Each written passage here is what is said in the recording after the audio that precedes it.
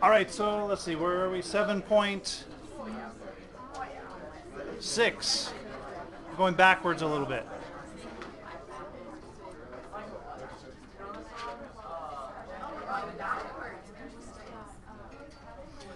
I decided it made sense to do determinants first because we use determinants to find inverses. I don't know why the book does it in the other order. All right. So what we're going to talk about today, if we have an algebra equation, so an algebra, if we had something like ax equals b, where a and b are just numbers and x is our variable, and we wanted to solve for x, what do we do here to get x by itself? Divide by a. And I'm going to write that, instead of as division, I'm going to put 1 over a times ax equals 1 over a times b. We multiply both sides by 1 over a. Well, 1 over a times a is just 1. That's why we multiply by 1 over a, or divide by a. 1 over a times b. And then we can just say 1 times x is just x. X equals 1 over a times b. And we multiply by 1 over a because 1 over a is the, well, division is the inverse operation of multiplication. And we call 1 over a the multiplicative inverse of a. Just means when you divide, when you multiply by that number, you get 1. We're going to do the same thing with matrices. So if we have a matrix equation, ax equals b, and all of these are matrices, what we're going to do, very similar, we're going to multiply by the inverse of a, and we remember with matrices that multiplication, the order matters, so we're multiplying on the left. Well, a inverse times a, similar to 1 over a times a being 1, gives me the identity matrix. We talked about the identity matrix a little bit the other day. And the identity matrix times any matrix doesn't change it. Just like 1 multiplying by 1 doesn't change this x, multiplying by the identity doesn't change this, and we get x equals a inverse times b. And this x is going to be our matrix that just has our variables in it, x, y, z. And we'll get another matrix, 5, 7, 8, for example. So we'll just be able to look at what x, y, and z equal. And here we're using the fact that a inverse, we talked about this the other day, a inverse times a equals a times a inverse equals the identity matrix. Just like 1 over a times a equals a times 1 over a equals 1. And the identity matrix, again, 1's on the diagonal, 0's everywhere else. So this is what we want to do with inverse matrices.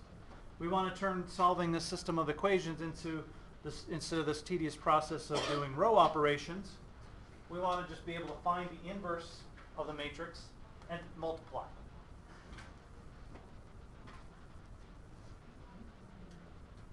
All right, so before we start talking about finding inverses, if we have two matrices and we want to know if they're inverses of each other, for example, if it said A is this matrix -5, 6, -1, 1, and B is 1, -6, 1, -5. And the problem says show that B is the inverse of A. So we're given two random matrices, and we want to know if one is the inverse of the other. This is very much like the problem we did quite a ways back, where it said show that some function is the inverse of the other function. So back then what we did was we did f of g and g of f and showed that both ways we did the composition we got out x. Well, here what this is asking us is to show that a times b equals the identity matrix, and b times a is also the identity matrix. So that's what that problem is asking us to do. Just like when we wanted to show two functions were inverses of each other. So we want to do this multiplication and show that we get the identity matrix. So let's do the multiplication. Negative 5, 6, negative 1, 1.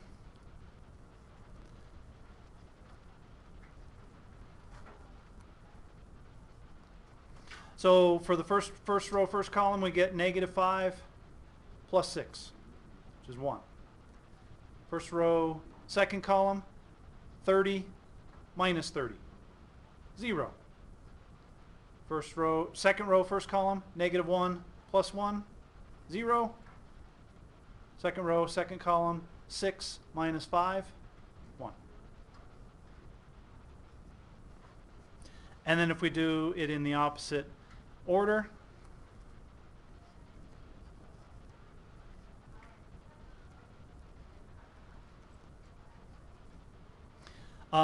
we get negative 5 plus 6, 1, 6 minus 6, 0, negative 5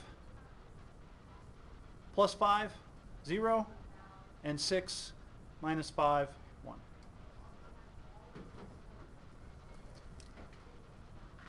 So that shows that B is the inverse of A. Those matrices are inverses of each other.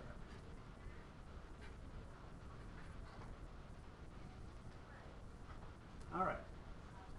Well, we don't want to just have to, we're not always just given random matrices, and we don't want to have to pick out some random matrix and test if one is the inverse of the other. We want to know how to find the inverse of a matrix. So let's talk about that. Are we good with this process? All right, finding inverses.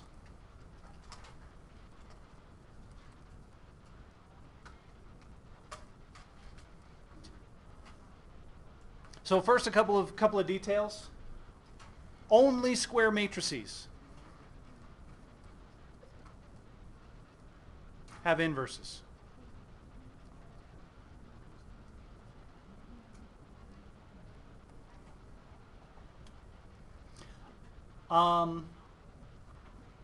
The inverse is a square matrix also.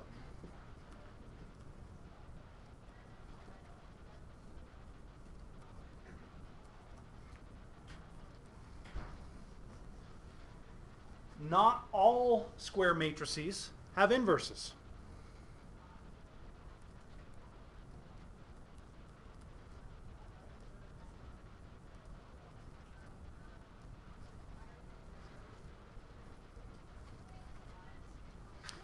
The ones without are called singular.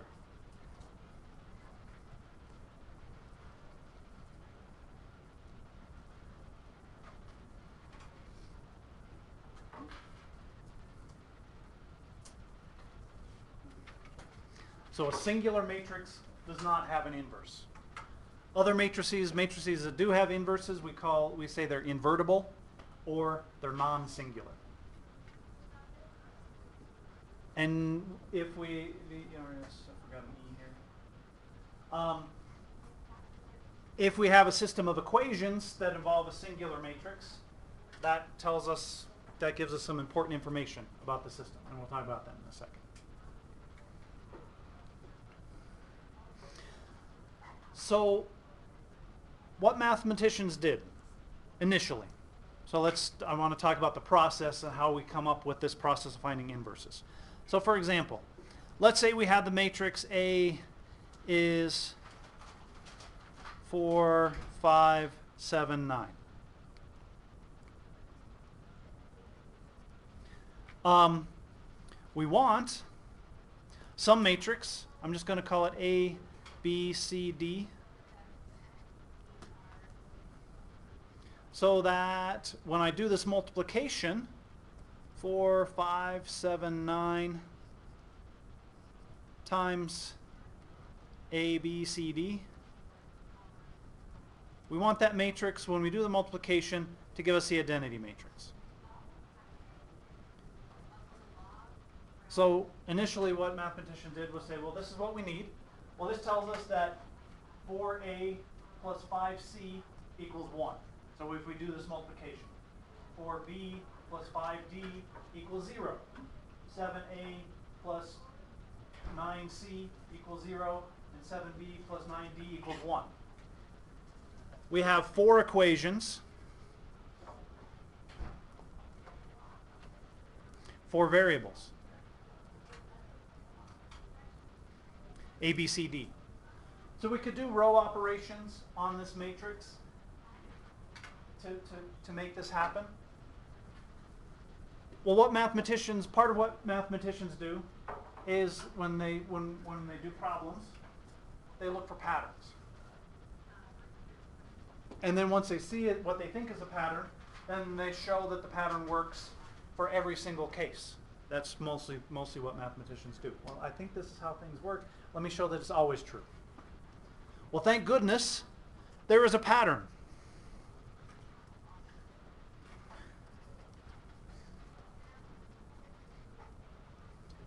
And we're going to use the pattern that the mathematicians discovered.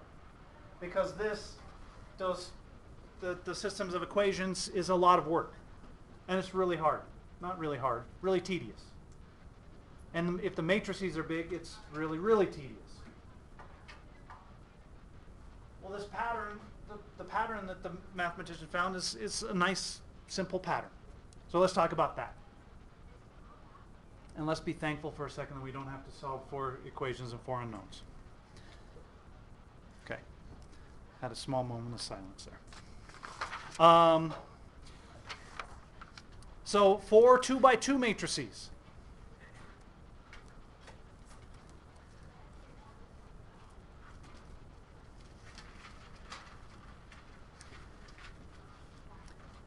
Let's say A equals this matrix A, B, C, D. Just some 2x2 matrix. The inverse of A equals 1 over the determinant. That's why we found the determinants first. Times this matrix that we get when we switch these two. So I'm going to say DA and change the sign on these two.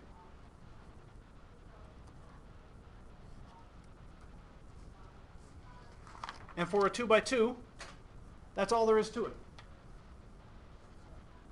Find the determinant, which is very easy. Determinant, A times D minus B times C, just like we did on our last lesson. And we multiply that by this matrix we get when we do some switching around. This matrix is called the adjoint matrix.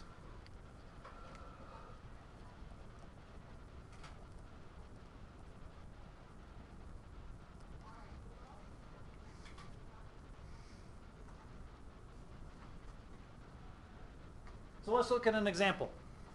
So for example, if A is 3, 2, 9, 5, we need the determinant. Determinant of A is 15 minus 18, negative 3.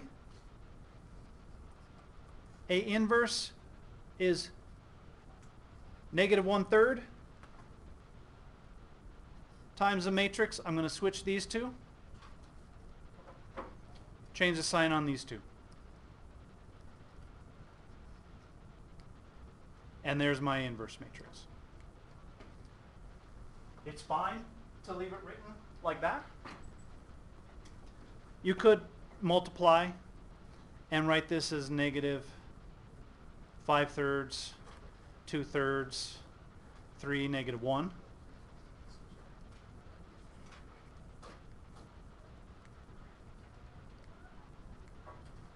but this is fine. And then if it asked you to verify that this was the inverse, you would multiply this matrix by A and show that you got the identity matrix. Multiply A by this matrix. And what I would do, if I had to do that, is I would leave this 1/3 out front, multiply the two matrices, and then multiply everything by 1/3.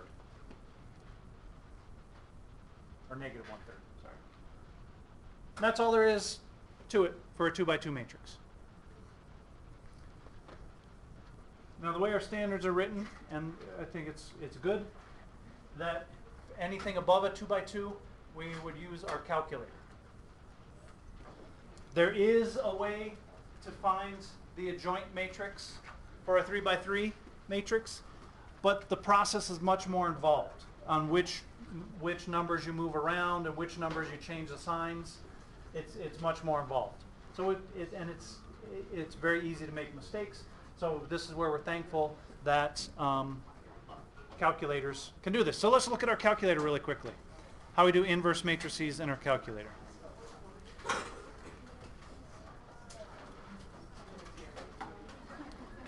I think inverse matrices are probably even easier than determinants.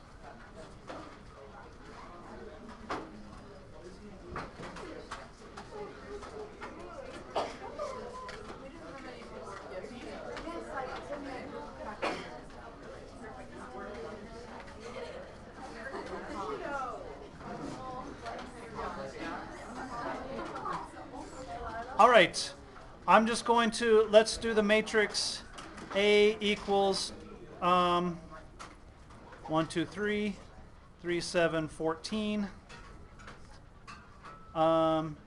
negative 1, 4, negative 3. So we'll put that in our calculator. If you want to get rid of the matrices that are in your calculator, if you just want to start over, I can show you how to do that. We're going to go to second memory here above the plus sign. And you go to this number 2, the memory management delete. And then number 5 is the matrices. So I have a bunch of matrices in here. So then you hit delete, delete, delete, delete. So all those matrices are gone now. So let's put matrix A in there. Second matrix, I'm going to edit matrix A. We wanted a 3x3. So put those numbers in.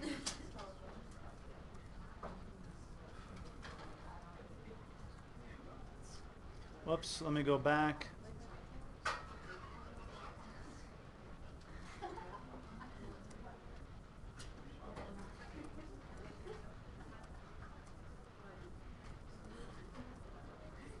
Okay, looks good. I'm going to exit out of there. To do the inverse of A, I'm going to do second matrix. I'm going to grab matrix A, hit the x to the minus 1 button, enter, and there's A inverse. I can turn those into fractions. So I'm going to do math fraction, enter, and there's A inverse. That makes life so much easier. So for this matrix, based on what we just talked about with a 2x2 matrix, what would you guess the determinant of that 3x3 matrix is? 30. So these have fractions where they reduced, but 30 is the greatest common divisor, or common multiple, least common multiple of 6 and 5. So the determinant of that 3x3 matrix is 30. You use the determinant of a 3x3 matrix to find the inverse just like you do a 2x2 matrix. But the process of moving the numbers around is much more involved, finding that adjoint matrix. All right, so above a 2x2, same thing with multiplication. Above a 2x2, you would use your calculator to do multiplication. We can do a 3x3 determinant by hand. We'll need to do that when we talk about vectors, three-dimensional vectors. Finding 3x3 determinants is pretty easy. Anything above that, in a calculator, you'd use your calculator to find the determinant. All right, now let's talk about how we're going to apply this to solving systems. That's really what our point in finding these inverse matrices was.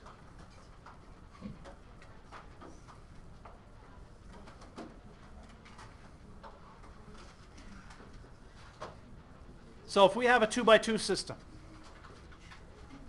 we'll show this by example. 2x minus 5y equals 8. 3x minus 8y equals 1. And that's our system of equations. Now we know that substitution or elimination probably going to be easier with a 2 by 2 system, or we're going to use 2 by 2 systems to understand the process. And if these were not nice numbers,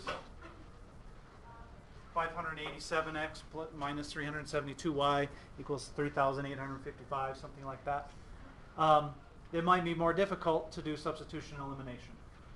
So what we're going to do is turn this into a matrix equation.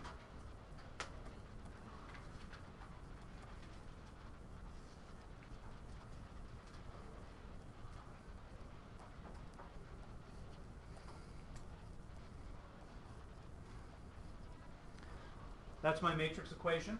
And if we did this multiplication, 2 times x minus 5 times y is 8.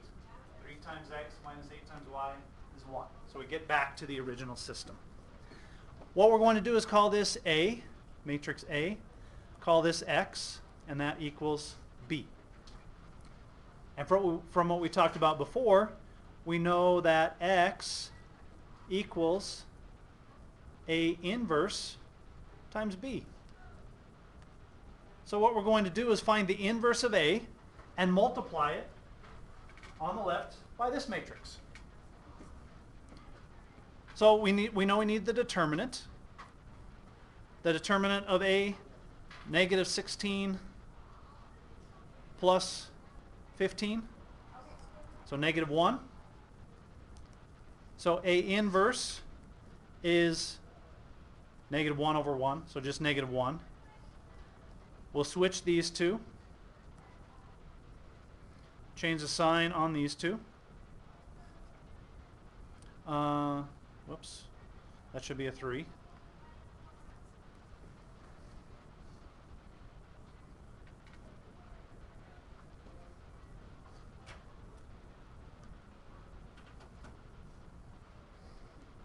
Let me make sure. Did I do everything correctly here? Did I write everything correctly? Negative 8, yes.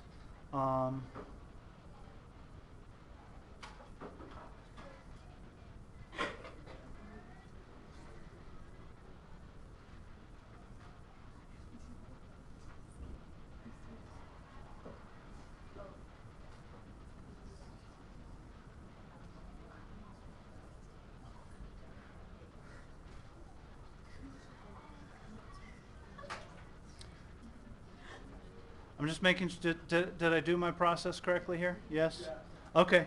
So there's A inverse. So then this is just negative 1. I was sure I made an arithmetic error somewhere. Or just an error in writing something down correctly. Because that's what I usually do. All right, so A inverse is going to be 8, negative 5 when I multiply by negative 1, 3, negative 2.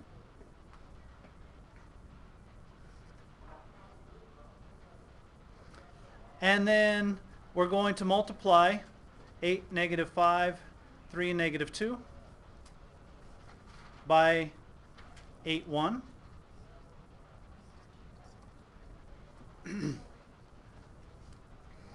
So we get 8 times 8 is 64 minus 5,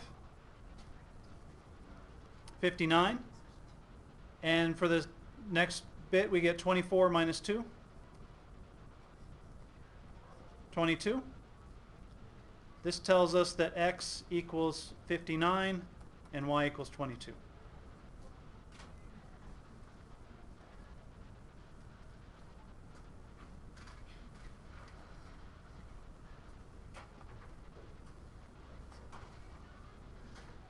All right, questions on the process? All right, I want to do one example where the determinant of this matrix doesn't turn out to be 1. So talk about how to deal with that fraction so we can save some work. And then we'll do a 3x3 system in our calculator. All right, so I'm just making this system up. I'm trying to make the numbers work out, or easy to work with. There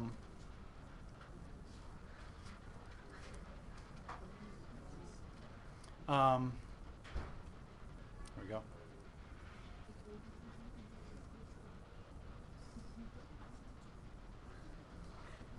All right, so we're going to turn this into a matrix system. 3, -2, -1, -2.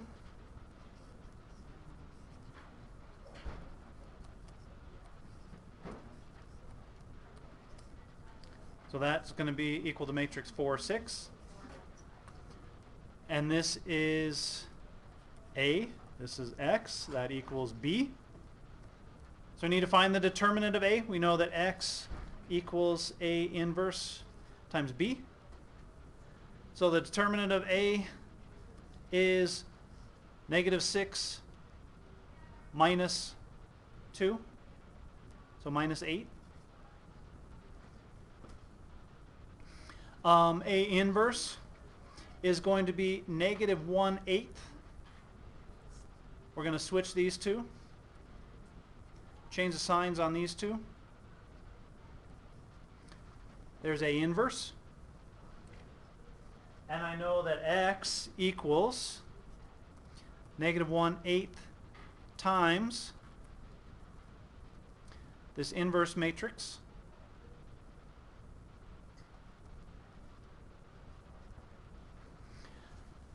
Now to do this multiplication, I'm not going to put this 1/8, I'm not going to multiply this 1/8 into that matrix. I'm going to do the multiplication first with the whole numbers and deal with the fraction at the end. So this is going to equal -1/8 times, so let's do this multiplication, -8 plus 12, so 4. And I get a 4 plus an 18, 22. And then I can say that X equals -4/8, so -1/2, and Y equals -22/8.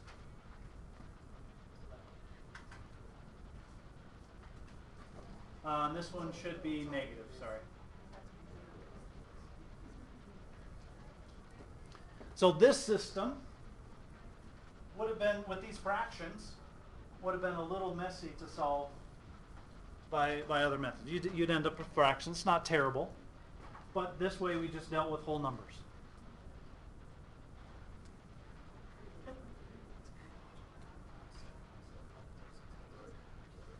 All right, questions there? All right, let's look at a 3x3 system. And I want to look in the book to make sure I use one that actually has a solution.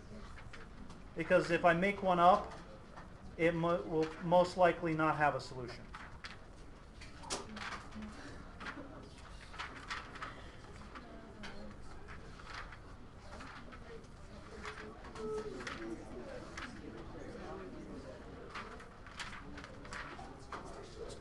Yes. Got sand blown into it? Yes. I'll talk to her for a second. Sure.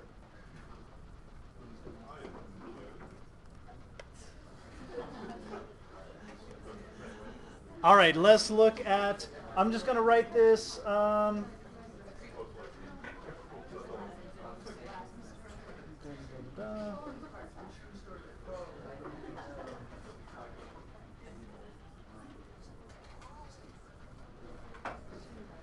So I'm going to write it directly as a matrix system. 1, 0, -3, 3, 1, -2,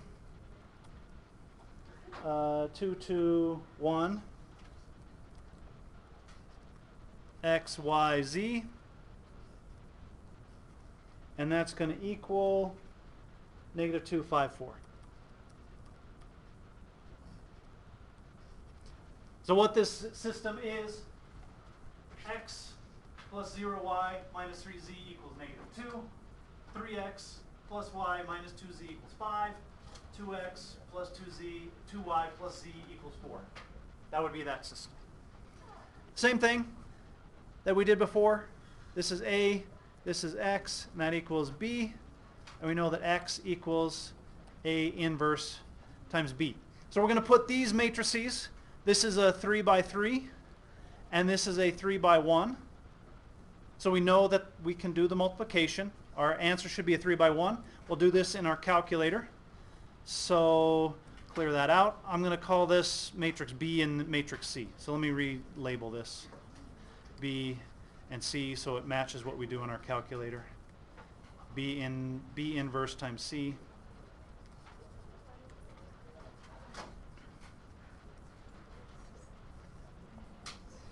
So I'm just going to put the matrices into my calculator. Whoops. I need to edit matrix B, not matrix A. There we go. 3 by 3. 1, enter 0, 3, 3, enter 1, 2, 2, enter 2, whoops. 2, enter 1. So there's matrix B. Let's go to matrix C. Whoops, I need to edit it, not use it. There's matrix C. And we want it to be a 3 by 1. And that's going to be negative 2, 5, 4.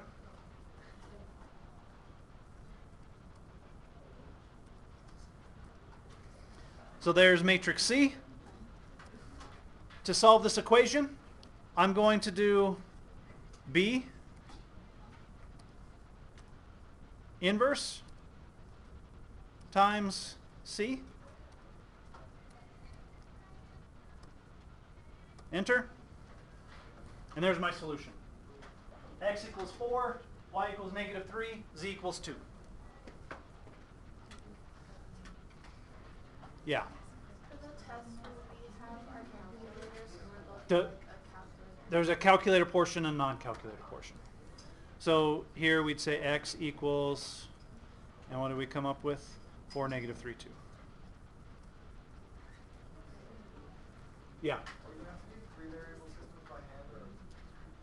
So we would do row operations with 3 variable systems by hand. But if we're doing matrices, if we're doing this A inverse times B stuff, then you can use your calculator for a 3 by 3. All right, questions? There's one piece of information I need to add. If the determinant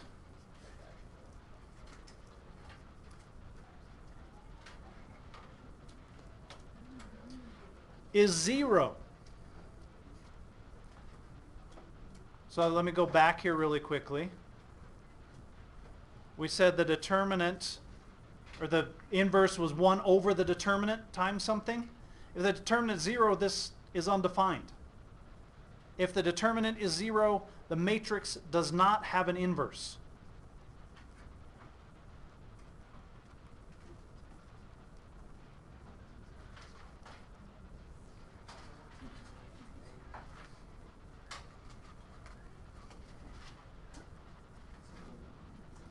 It is singular.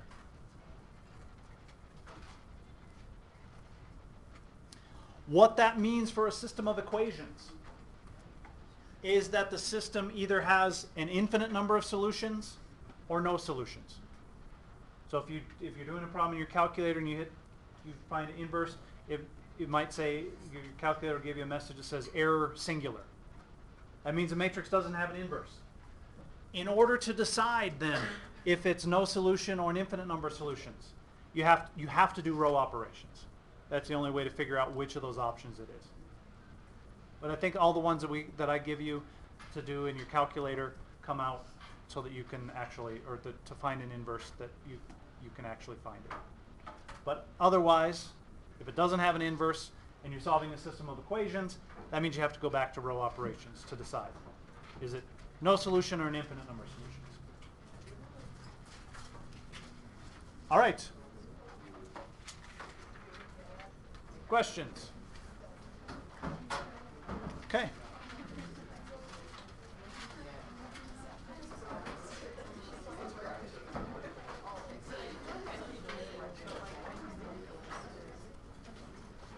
Whoops.